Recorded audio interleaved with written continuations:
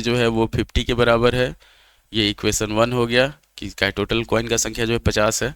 उसके बाद कॉइन का वैल्यू तो ये हो जाएगा 25x plus 50y is equal to 1950। अगर मान लीजिए आपके पास, इसको सेकंड नहीं मानते, कॉमन ले लेते हैं, तो यहाँ कॉमन लेंगे तो ये हो जाएगा x प्लस 2y, और 25 से इसको डिवाइड करेंगे तो 25 सते 175, 25 अठे, ये सेकेंड इक्वेशन हो गया हमारे पास।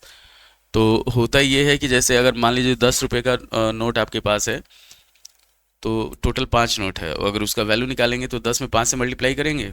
वही चीज़ यहाँ पे किया गया है। 25 पैसा का x कॉइन है तो 25x हो गया, और 50 पैसा का y कॉइन है तो वो 50y हो गया। तो ये हो गया 1950। अब केस 1 और केस 2, तो ये सिंपल है। हम लोग क्या करेंगे, इसमें इक्वेशन को सॉर्ट आउट कर देंगे। इसको जैसे x प्लस वाई 50 है, तो इसको अगर हम लोग सॉल्व करते हैं तो y का वैल्यू हो जाएगा हमारे पास 50 माइनस एक्स। सब्सटीट्यूशन मेथड से कर लेते हैं, तो यहाँ पे ऑन सब्सटीट्यूशन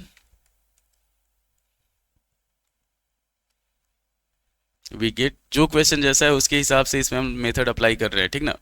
तो x का जो वैल्यू है वो है 50, हमारे पास x का वैल्यू नहीं, y का वैल्यू हम लोग निकाले हैं। तो ये x plus 2 into 50 minus x is equal to 78। y की जगह पे हम लोग इसको पुट कर दिए, तो ये हो गया x plus 100 minus 2x is equal to 78 हो गया।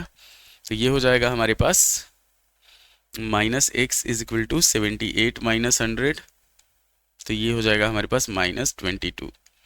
तो हमारे पास हो गया x का जो वैल्यू हुआ वो हो गया 22 के बराबर, और y का जो वैल्यू होगा वो हो जाएगा 28। सीधा लिख देंगे हम लोग। तो 25 पैसा का कॉइन हो गया हमारे पास 22, और 50 पैसा का कॉइन हो गया हमारे पास 28। एकदम ध्यान दीजिए, अगर 25 पैसा को 22 से, सिंपल अगर आपको चेक करना हो कि आपका आंसर सही है कि नहीं है, तो 25 पैसा को अगर 22 से हम लोग मल्टीप्लाई करेंगे तो इसका जो वैल्यू आएगा वो आ जाएगा हमारे पास 5 रुपया 50 पैसा, ठीक। और 50 पैसे के कॉइन को 28 करेंगे तो ये हो जाएगा 14 रुपीज़। अब दोनों को जोड़ के जो है हमारे पास 19 रुपया 50 पैसा आ जाएगा। इतना ही दिया हुआ है कॉस्ट इसका। तो एकदम मेथड हम लोग अप्लाई करेंगे, जो क्वेश्चन रहेगा, जो इक्वेशन हमारे पास आएगा उसके